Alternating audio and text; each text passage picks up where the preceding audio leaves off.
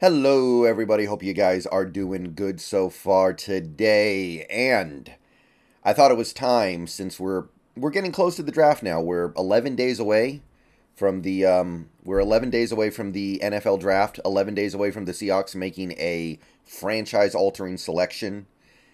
And I've made dozens, maybe even over 100 videos talking about players that the Seahawks could draft. Decent number of those conversations have revolved around players who you could get at number 5 because that pick is so important for us, so impactful. It's the best pick we've had in a long time. But most of the conversations we've had, a vast majority of them, have been centered around the players. What I haven't discussed as much is the possibility of a trade. Trading, not players, but picks. Trading some picks for other picks. And specifically, the possibility of the Seahawks trading their 5th overall selection in the upcoming draft. So we should take some time to explore this because it is a very realistic possibility. Some people are going to find this possibility more appetizing than others. I know some people won't like it. Some people are really liking it. Some people are on the fence. But we should understand that this is something this team generally likes to do. They like to trade back and get more picks. Now, I would hesitate to do that this year because we already have so many picks, but the other element going on here is that we're right up against the cap. I've talked about this a little bit before, and many people are aware of it. We don't have a ton of money left to pay these rookies, so trading down is actually a way to reduce the rookie scale salaries that you're going to be taking on with your rookie class. So put it all together, there's a very good chance this team trades down. And they trade down from number 5. They're not going to trade up. Let me squash that right now. They're not trading up from number 5. That's ridiculous. That's not how we do things, and it doesn't make sense to do it here. I don't know why they would even consider doing that.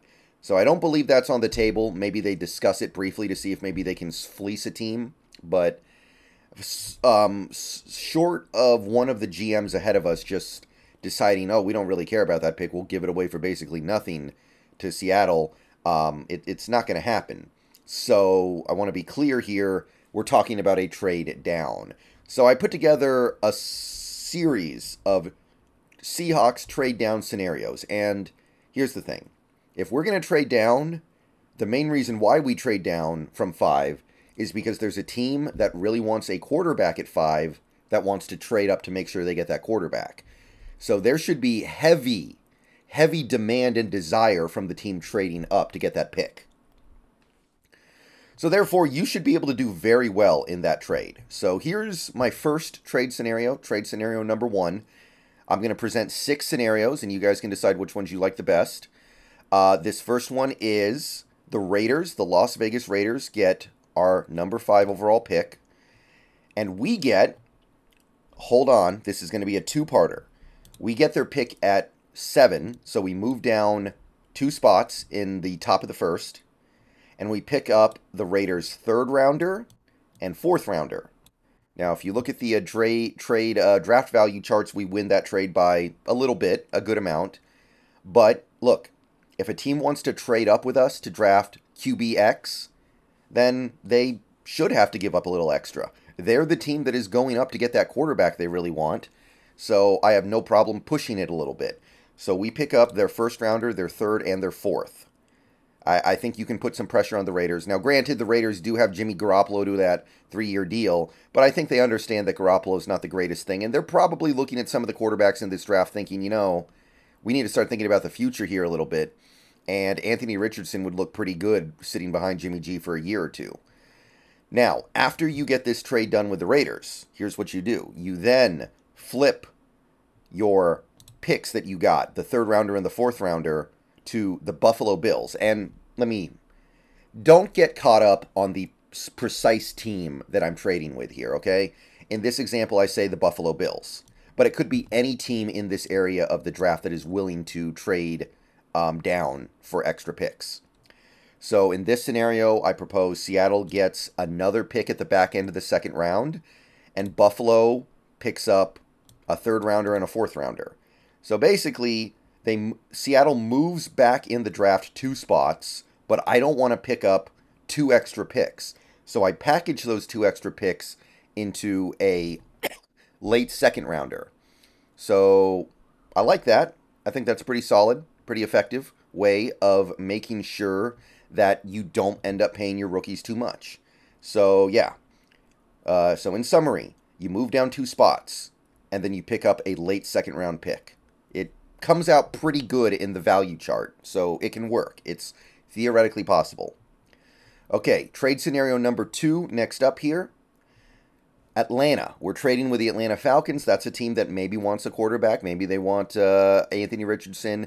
Maybe they want C.J. Stroud if he's there. Maybe they want Will Levis. Who knows? But Atlanta now gets the number 5 pick.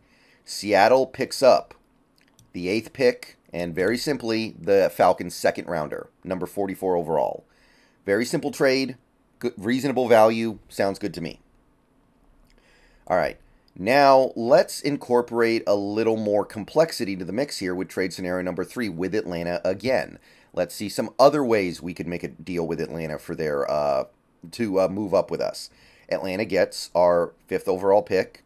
Seattle gets their 8th overall pick, moves down 3 spots, picks up a future first. A future first-round pick. Now, let's think about this. If Atlanta acquires the 5th overall pick from us, they're probably taking a quarterback.